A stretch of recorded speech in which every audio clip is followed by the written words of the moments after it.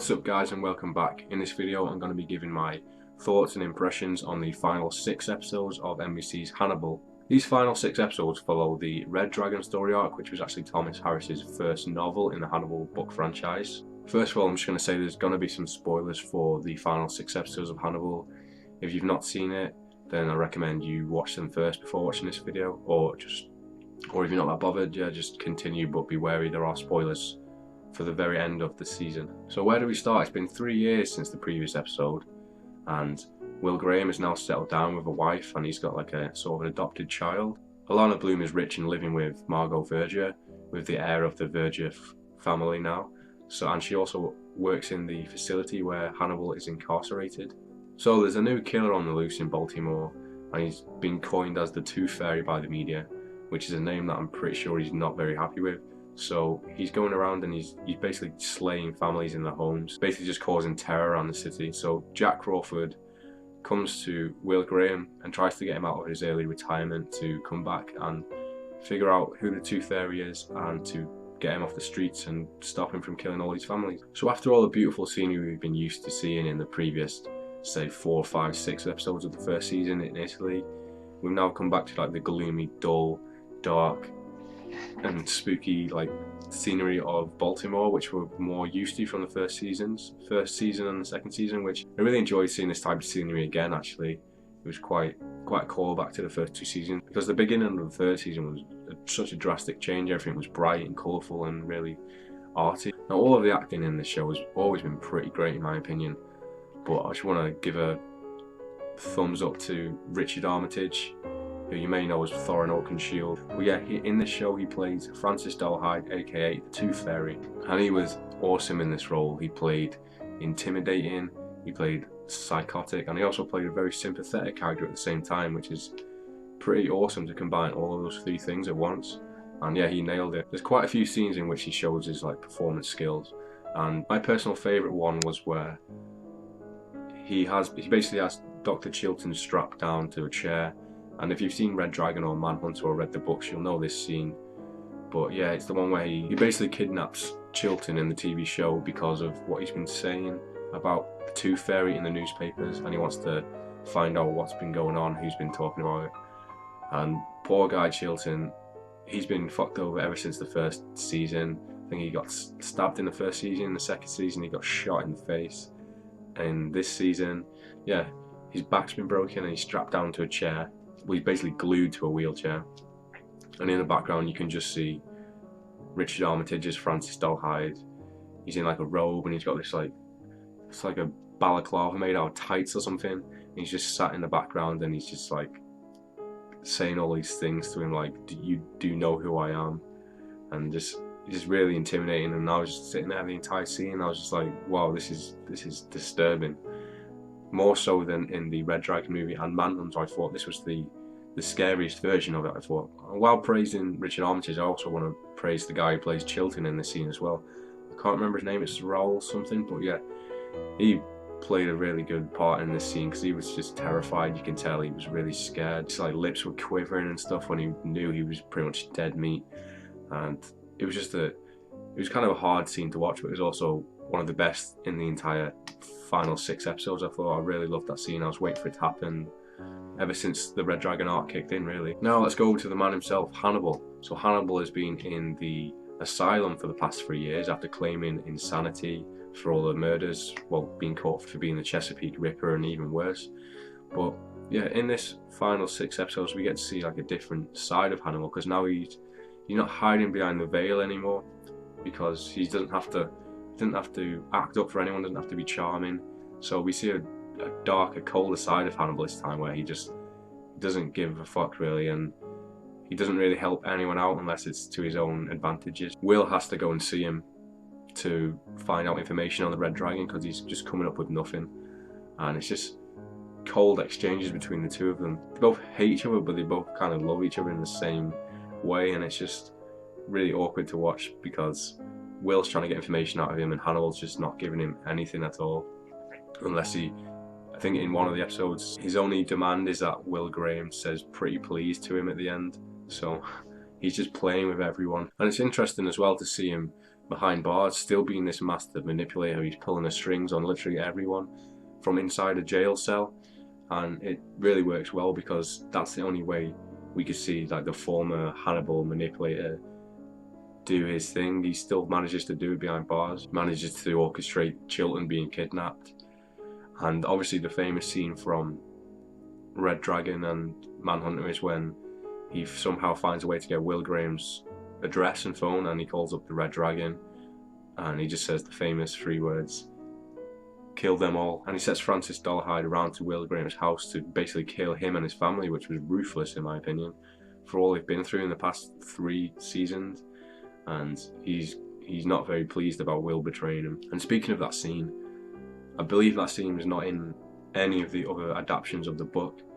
Well, in the Red Dragon movie, the FBI get to Will's house before anything happens. Same with Manhunter, I think. I don't know the book, but in this version, we actually see Francis turn up at the house while Molly and her son are actually still there, and he's got his teeth in, and he's got his fucking tights around his head, and he looks like a badass, and he's just walking around his house with silenced pistols, and it was one of the most intense scenes in the whole season, I thought anyway. Probably one of the most intense scenes in the entire show. So that was one big change that I really loved about the show adaptation, because it was just a really badass scene, and obviously the downfall of that because Molly actually gets shot. He's running down the street and he shoots at her and shoots her while she's in a car. And then as she drives away and gets away, we hear this like bone-chillingly disturbing scream from Francis as he knows he's fucked up. One other scene, which was something we've been waiting for a long time, was that all through the entire first half of the 3rd season, they kind of dropped the whole "this is my design" crime scene thing. And for one last time, we get to see Will Graham do it. It's when he goes to, it's either the Jacoby house or the Leeds house, one of the families that have been murdered. And he's looking around the house and he stops and he's looking. And at that moment, you can tell, yeah, it's going to happen. You're just waiting for that gong. And then sure enough, this golden thing comes across the screen as always. And then we get one of the most brutal and one of the most disturbing "this is my design" crime scenes in the entire show. It actually shows Will Graham walking around the house. He murders the children, he drags them out of the beds and murders them. You don't actually see them kids being killed, but you see him dragging them out and shooting off screen. And he kills the wife and the husband. It's a pretty dark scene, but it's also pretty awesome at the same time. It's shot really well, it's really dark and gloomy. And it's just really, for the first time, I really feel like we got into the mind of like what goes through Will's head. A lot of the other times it's just been like reenacting, but this one you feel like the toll it's putting on Will Graham. But that was really awesome. It's good to see Will Graham doing that again. As always, Will Graham, played by Hugh Dancy, has been awesome all through the season, all through the show. And obviously there's a lot more to say about the characters and stuff. This is basically a not so in-depth one because it's been a long time since I've watched it. Now let's talk about the finale. The finale was a lot different than I expected it to be honest. I know that the show got cancelled early on, but they already had this story planned out, I'm assuming anyway. And they kind of left it open for a season 4, but they also left it open to be a finale to the show total, because the way it ended pretty much seemed like the show could be over. But yeah, it was a lot different than the Red Dragon movie or the Manhunter movie. It was completely different. It was something fresh for the series, I guess. Francis Dolarhyde and Will Graham have this kind of secret plot to break Hannibal out, to lure the Red Dragon out into killing Hannibal, hence getting the police to then arrest the Red Dragon. So we have this awesome scene where we see Hannibal and he's finally got the mask on and the suit and he's in the chair thing and he looks cool. It's just one of those moments where you're like, yes, finally it's happened, this is the scene. I didn't know what to think going into it. I thought it might be like the Silence of the Lambs. I thought he might actually escape like in that movie, which would have been pretty cool to be honest. So they're being escorted down the road by the police. It's sort of supposed to be like a fake escape plan, and as it's going, Francis Dolarhyde in a cop car drives up alongside, shoots all the drivers in the face, kills all of the cops, leaves Will and Hannibal to escape to meet them somewhere else. So the pair head to Hannibal's cabin in the woods where he used to keep Abigail and Miriam Lass. So we get it's a little callback to them too, and we've seen this place in an earlier episode in a flashback. So yeah, we get to see him in this like penthouse suite over the cliffside. It actually reminded me a lot of the scene from the end of Manhunter. Actually, the location, it looked a lot like it. The moment I saw them looking over that cliff edge, I knew something bad was going to happen, and it surely did. The two of them go into the house, and they're waiting it out, waiting for the Red Dragon to show up, and they're both drinking wine. And as Hannibal drinks his glass of wine, we just see this like slow motion shot of a bullet going through the window, and we see Hannibal's glass shatter. We don't know if it's hit him or not, and then we find out, yeah, he's been shot.